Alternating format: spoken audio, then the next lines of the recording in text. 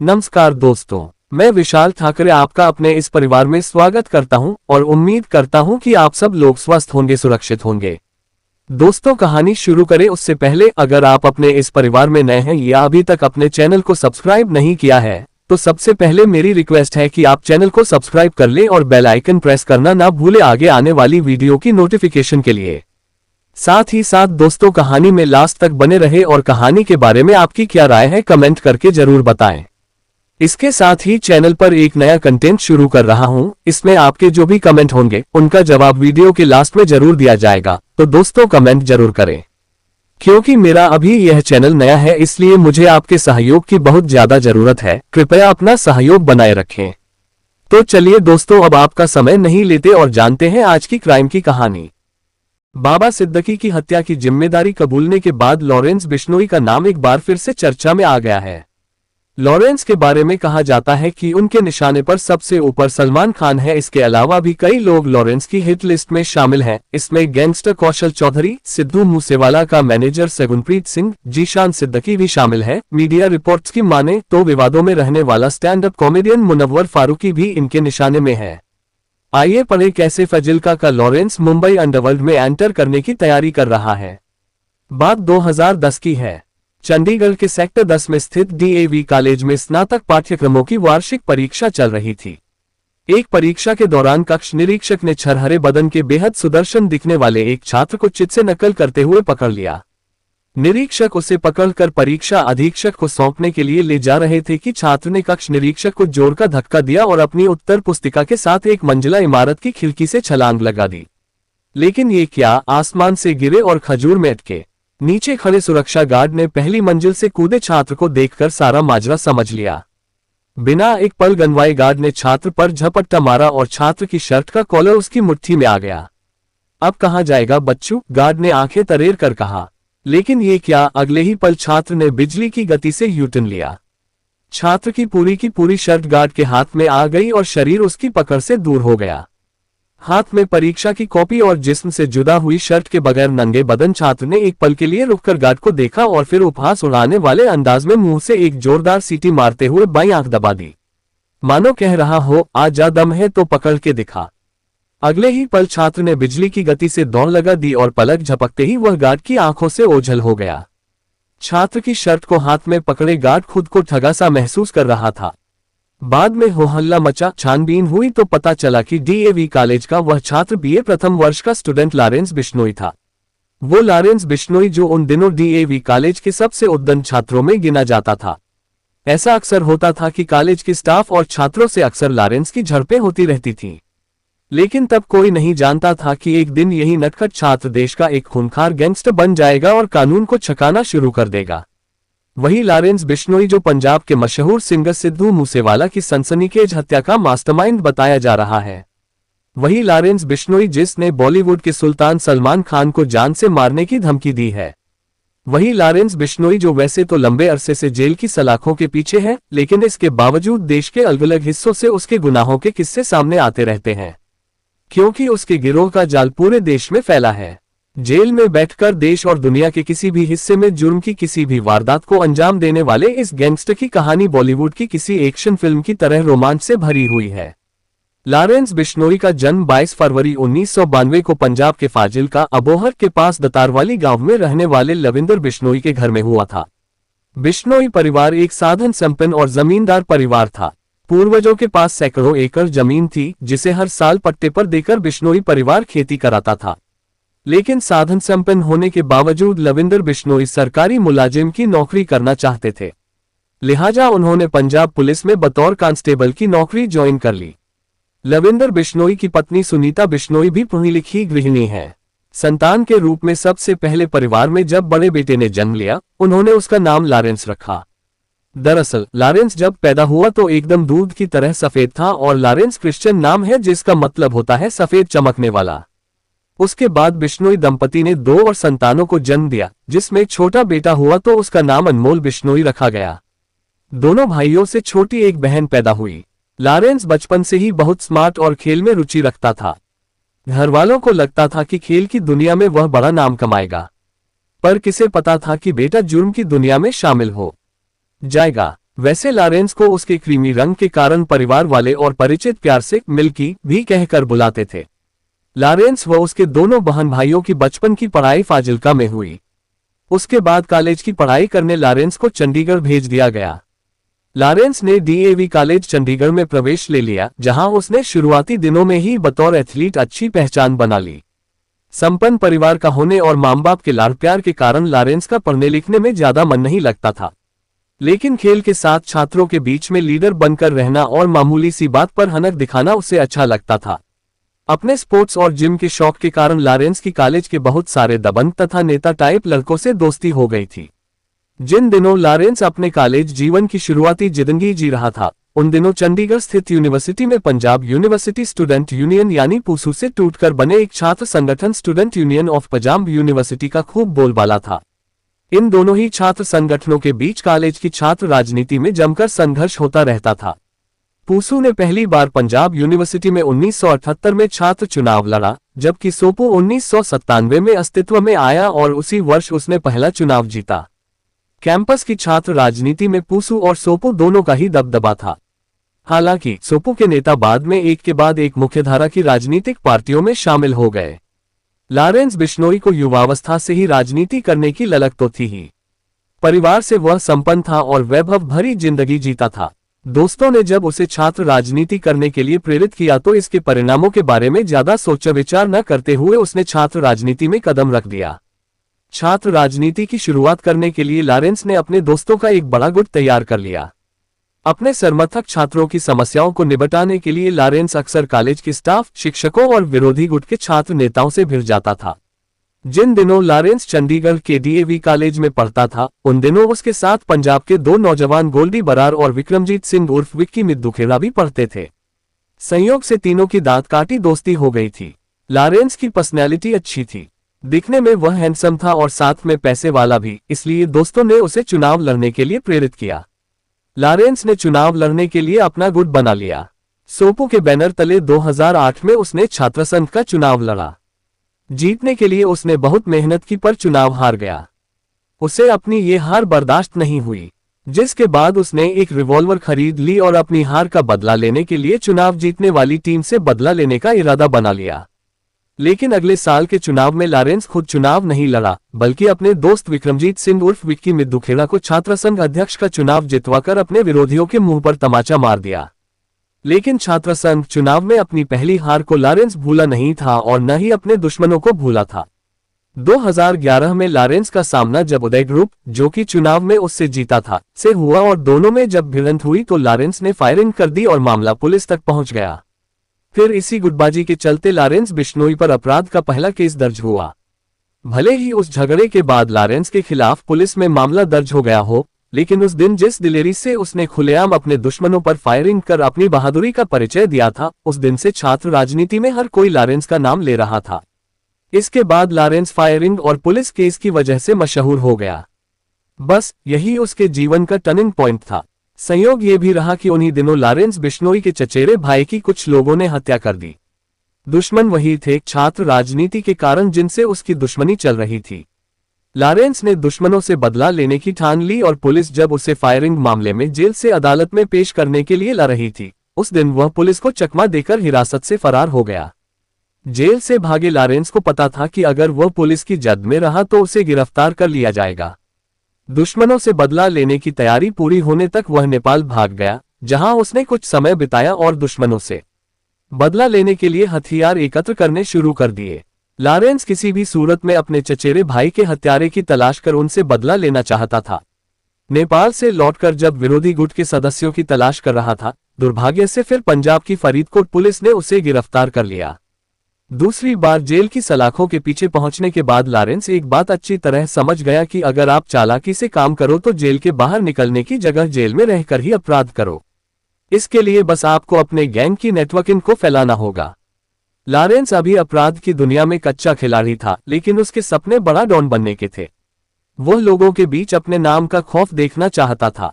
अपराध की दुनिया का मंझा हुआ खिलाड़ी बनने के लिए उसे एक ऐसे गुरु की जरूरत थी जो उसकी पसंद भी हो और जुर्म की दुनिया में लोग उसे मानते भी हों। संयोग से फरीदकोट में गिरफ्तार होने के बाद जब लॉरेंस जेल गया तो इस बार उसकी मुलाकात हुई जग्गू दादा यानी पंजाब में उन दिनों के एक बड़े गैंगस्टर जग्गू भगवानपुरी से। जग्गू से हाथ मिलाने के बाद लॉरेंस ने उससे अपराध के गुर सीखने शुरू कर दिए। जग्गू भगवानपुरी पंजाब के भगवानपुर का रहने वाला है और देश के अमीर गैंगस्टर में इसका नाम शुमार है। इन दिनों वह तिहाड़ जेल में बंद है। अपने टाइम पर पंजाब की राजनीति और अपराध की दुनिया में जग्गू के नाम से ही कई काम हो जाते थे। कुछ साल पहले ये पकड़ा गया और उसके पास लगभग 2 करोड़ के हथियार बरामद हुए थे। बहरहाल जग्गू भगवानपुरी से हाथ मिलाने के बाद लॉरेंस बिश्नोई के कई बड़े बदमाशों से संबंध बने और कई रसूखदार लोगों से उसकी पहचान हुई। वह जुर्म की दुनिया के ऐसे दांवपेच भी सीख गया जिसके जरिए वह जेल में रहकर ही अपराध कराने की कला का खिलाड़ी बन गया। जेल में मोबाइल फोन की सुविधा हासिल करने से लेकर सोशल मीडिया का इस्तेमाल करने और जेल में रहकर ही लोगों की हत्या कराने व रंगदारी वसूलने का वह खलीफा बन गया। पैसे से पावर कैसे हासिल की जाती है और इस कला से सिस्टम को किस तरह अपने हिसाब से हाँका जाता है, ये तमाम गुरु उसने जग्गू से सीख लिए थे। इसके बाद उसने दूसरे गैंगस्टर से जुड़कर हथियार के दम से उगाही करने का नेटवर्क पूरे देश में फैला दिया। यही कारण है कि वह आज जेल में रहते हुए भी देश में अपने फैले हुए नेटवर्क के दम पर गुंडागर्दी कर रहा है। कई शहरों में उसके शार्प शूटर तैनात रहते हैं जो बस इशारा होने पर काम को अंजाम दे देते हैं। जेल में रहते हुए भी वह उसी तरह बड़बड़े कामों को अंजाम दे रहा है जितना कि वह बाहर रहकर करता था। लॉरेंस बिश्नोई ज्यादातर अपराध जेल में रहकर ही कराता है। दरअसल इसके पीछे उसकी सोच थी कि अगर आप जेल की सलाखों के पीछे से काम कराओगे तो आपके खिलाफ पुलिस अपराध के ठोस सबूत एकत्र नहीं कर पाएगी, जिससे आपके बरी होने की उम्मीद रहती है।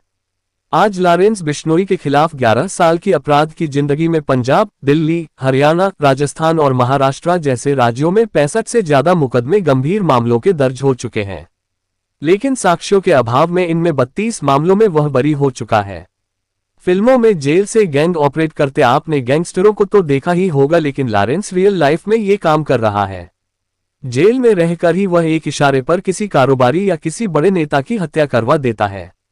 2015 में पंजाब पुलिस उसे कोर्ट में पेशी के लिए ले जा रही थी। उसी दौरान वह आखिरी बार पुलिस की हिरासत से भाग गया। बताया जाता है कि वह भागकर नेपाल चला गया और वहां से आधुनिक हथियार लेकर लौटा। उसने इधर उधर फैले अपने गैंग के शूटरों को वे हथियार उपलब्ध करा दिए। उसके तुरंत बाद पुलिस ने उसे फिर से गिरफ्तार कर लिया। भले ही वह पुलिस की गिरफ्त में क्यों न हो, पर उसे गैंग को चलाने और कत्ल करने से कोई रोक नहीं सकता। वह फोन से ही सारी चीजों को अंजाम देता है, व्हाट्सएप के जरिए सुपारी लेता है, जेल में जिम करता है जिसकी फोटो फेसबुक पर अपलोड करता है। बताया जाता है कि उसने जेल में रहकर 2017 में सीकर के पूर्व सरपंच सरदार राव की हत्या भी करवाई, जिसमें उसने अपने शूटर रविंदर काली को भेजा जो कि मोहाली का है। उसके बाद लॉरेंस ने जोधपुर में अपना दबदबा बनाने के लिए कारोबारी वासुदेव इजरानी की हत्या करवा दी। फिर तो बाद राजस्थान में भी उसका खौफ बन गया।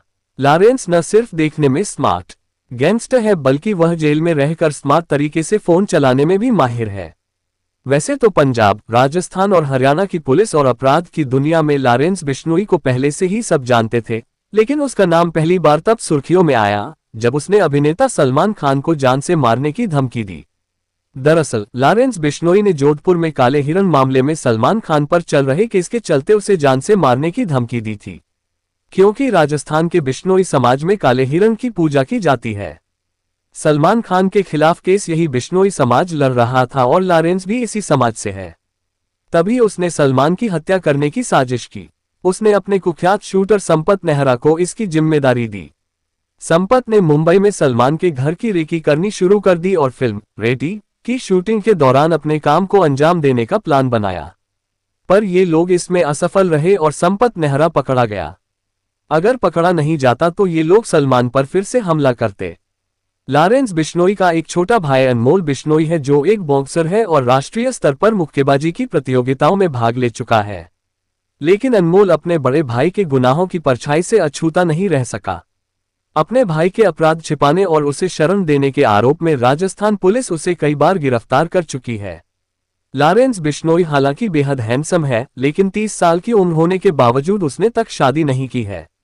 बताते हैं कि कॉलेज के दिनों में उसकी एक गर्लफ्रेंड हुआ करती थी जिसके साथ वह खुशी खुशी टाइम बिताया करता था। लॉरेंस और उसकी गर्लफ्रेंड दोनों अबोहर के कॉन्वेंट स्कूल से 10वीं तक साथ पढ़े थे और यहीं से वे एक दूसरे को पसंद करने लगे थे। जहां बड़े होने पर बचपन का प्यार छूट जाता है, पर इन दोनों का प्यार समय के साथ और गहरा होता चला गया। लेकिन जब लॉरेंस 2008 में सोपो की ओर से डीएवी छात्र संघ का चुनाव हार गया और विरोधी गुट से उसकी दुश्मनी हो गई, तो इसी दुश्मनी के कारण लॉरेंस को अपने प्यार को खोना पड़ा था। लॉरेंस को जानने वाले लोग बताते हैं कि विरोधी गुट के लोगों ने एक साजिश के तहत लॉरेंस की गर्लफ्रेंड की हत्या कर दी थी। इसी केस की वजह से लॉरेंस जुर्म की दुनिया में उतरा था। लॉरेंस बिश्नोई को करीब से जानने वाले बताते हैं कि उसके लिए दोस्ती का कमिटमेंट सबसे बड़ा कमिटमेंट होता है। उसने कई अपराध तो ऐसे किए जिसका न तो उससे सीधा वास्ता था और न ही उसे कोई आर्थिक लाभ लेना था। कॉलेज की जिंदगी खत्म होने के बाद गोल्डी बरार तो कनाडा चला गया और विक्रमजीत सिंह उर्फ विक्की मिद्दुखेड़ा ने अकाली दल का दामन थाम लिया और राजनीति करने लगा। बताया जाता है कि विक्की और सिंगर सिद्धू मूसेवाला की बाद में राजनीतिक कटुता हो गई। अपराध की दुनिया से जुड़े जो लोग विक्की को धमकियां देते थे, सिद्धू उन सबको शह और शरण देता था। बाद में पिछले 7 अगस्त 2021 को विक्की की जब सरेआम गोलियों से भूनकर हत्या कर दी गई, तो आरोप लगे थे कि उसकी हत्या के पीछे सिद्धू मूसेवाला का दिमाग था। सिद्धू मूसेवाला, जो कि एक मशहूर पंजाबी गायक और कांग्रेसी राजनेता थे, उनकी पंजाब के मानसा जिले में जब पिछले महीने 29 मई 2022 को गोली मारकर हत्या कर दी गई। तभी से ये आरोप लग रहे हैं कि उनकी हत्या का मास्टरमाइंड तिहाड़ जेल में बंद लॉरेंस बिश्नोई और कनाडा में बैठा गोल्डी बरार है। क्योंकि इस घटना के कुछ घंटे बाद लॉरेंस और गोल्डी बरार ने फेसबुक पोस्ट में इस हत्या की जिम्मेदारी ली, जिसमें उसने कहा, आज सिद्धू मूसेवाला का कत्ल हुआ है, उसकी जिम्मेदारी मैं और मेरा भाई गोल्डी बरार लेता है। लोग हमें जो भी कहें, लेकिन इसने हमारे भाई विक्की मिद्दुखेड़ा की हत्या में मदद की थी और अब हमने अपने भाई का बदला ले लिया है। मैंने इसे जयपुर से कॉल करके कहा था कि तुमने गलत किया है। इसने मुझे कहा कि मैं किसी की परवाह नहीं करता, तुम जो कर सकते हो कर लो। मैं भी हथियार लोड करके रखता हूं और आज हमने अपने भाई विक्की की मौत का बदला ले लिया है। ये तो अभी शुरुआत है, जो भी इस कत्ल में शामिल थे वे तैयार रहें। आज हमने सबके भ्रम दूर कर दिए। जय बलकारी। सिद्धू मूसेवाला की हत्या के बाद लॉरेंस बिश्नोई एक बार फिर सुर्खियों में आ गया है। इतना ही नहीं, उसने एक बार फिर सलमान खान व उनके पिता को जान से मारने की धमकी दी है। बिश्नोई के गुर्गों ने मूसेवाला की हत्या के बाद बेहद सुनियोजित तरीके से सलमान के पिता सलीम तक एक खत पहुंचवा दिया, जिसमें लिखा था कि मूसेवाला के बाद अब सलमान। लॉरेंस बिश्नोई पिछले साल तब भी सुर्खियों में छाया रहा था, जब 2021 में दिल्ली के मॉडल टाउन इलाके में सागर नाम के एक पहलवान की हत्या हो गई थी और इस मामले में ओलंपिक गोल्ड मेडल विजेता पहलवान सुशील कुमार की गिरफ्तारी हुई थी। सुशील कुमार बिश्नोई गैंग का समर्थन कर रहे थे। लॉरेंस बिश्नोई इस साल एक दूसरे कारण से भी विवाद में छाया रहा है। विवाद यह है कि उसके एक करीबी पंजाबी गायक मित्र मनकीरत औलख को बम्बीहा गैंग द्वारा धमकी दी गई थी कि वह लॉरेंस बिश्नोई से संबंध न रखे, वरना मनकीरत को मार दिया जाएगा। सभी जानते हैं कि लॉरेंस बिश्नोई के बम्बीहा गैंग के साथ बहुत खराब संबंध है, इसलिए बम्बीहा गैंग ने मनकीरत को धमकी दी है। लॉरेंस बिश्नोई छात्र राजनीति के समय से ही रॉबिनहुड स्टाइल में काम करने के चलते एक बड़ी छात्र संख्या के बीच पोस्टर बॉय बन गया था। वह क्रांतिकारी शहीद भगत सिंह को अपना आदर्श मानने का दावा करता है। भगत सिंह की तस्वीर वाली टी शर्ट और लॉरेंस के पोस्टर कॉलेज की दीवारों पर लगाए जाने लगे थे। देखते ही देखते पंजाब, हरियाणा और राजस्थान की सबसे खतरनाक गैंगों में से एक का लीडर लॉरेंस बन गया। लॉरेंस अपने गैंग का संचालन अमूमन जेल से ही करता है। उसके गैंग के पास महंगी पिस्तौल और बंदूकों का जखीरा भी है। लॉरेंस जेल में अमूमन विदेशी सिमों के इस्तेमाल से ही सारे संदेश व्हाट्सएप के जरिए अपने गुर्गों को भेजता है। कुख्यात काला जटेड़ी से हाथ मिलाने के बाद उसके गैंग में 700 के करीब शूटर और गुर्गे शामिल हो गए हैं। मूसेवाला मर्डर से पहले भी यही खुलासा हुआ था कि लॉरेंस बिश्नोई ने वर्चुअल नंबरों से विदेश में मौजूद गोल्डी बरार से कई बार बात की थी। लॉरेंस बिश्नोई का जेल के भीतर का नेटवर्क कितना मजबूत है, इसका अंदाजा उसकी सोशल मीडिया पोस्ट से मालूम होता है। 29 साल का लॉरेंस अच्छे कपड़ों और बॉडी बिल्डिंग का भी शौक रखता है। 4 साल पहले पंजाब की फरीदकोट जेल से लॉरेंस को राजस्थान की एकमात्र हाई सिक्योरिटी वाली घूघरा घाटी जेल में शिफ्ट किया गया था। फिर भी वह अंदर से ही 4G सिम का इस्तेमाल कर अपना गैंग ऑपरेट कर रहा था। साल 2018 में उसने बॉलीवुड स्टार सलमान खान को मारने की जो सुपारी दी थी, उसमें भी उसने फोन के नेटवर्क का इस्तेमाल किया था। लॉरेंस बिश्नोई पहले पंजाब, उसके बाद राजस्थान की जेल में बंद रहा और अब 1 साल से मकोका मामले में दिल्ली की तिहाड़ जेल में बंद है। लेकिन देश की इस सबसे सुरक्षित मानी जाने वाली जेल में रहकर भी वह किस तरह से अपने गिरोह को संचालित करता है, इसका अंदाजा सिद्धू मूसेवाला की हत्या की साजिश के तार को जोड़कर लगाया जा सकता है। पिछले 6-7 सालों में लॉरेंस बिश्नोई ने हरियाणा के कुख्यात गैंगस्टर संदीप उर्फ काला जठेड़ी से हाथ मिलाकर अपने गैंग को मजबूती दी। बाद में गैंग को और मजबूती देने के लिए लॉरेंस बिश्नोई और काला जठेड़ी ने गुरुग्राम के गैंगस्टर सूबे गुर्जर और राजस्थान के गैंगस्टर आनंदपाल सिंह से हाथ मिलाया। बाद में आनंदपाल पुलिस मुठभेड़ में मारा गया।